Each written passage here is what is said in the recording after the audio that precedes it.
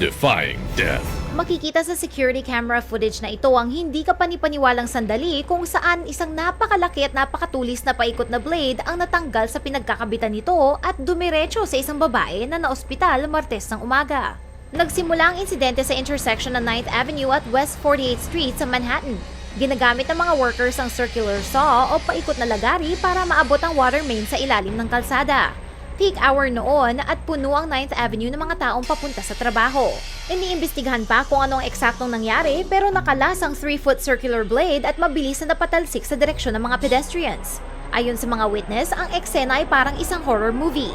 Ang blade ay lumipad sa ere, tumalbog sa kalsada at sa isang mababang bakod at patuloy na lumipad sa bilis na may 50 miles per hour. Nagpatuloy ang blade ng 100 feet bago nito natamaan ang paa at lower body ng isang 43-year-old na babae na sinugod sa ospital at inaasahang maliligtas.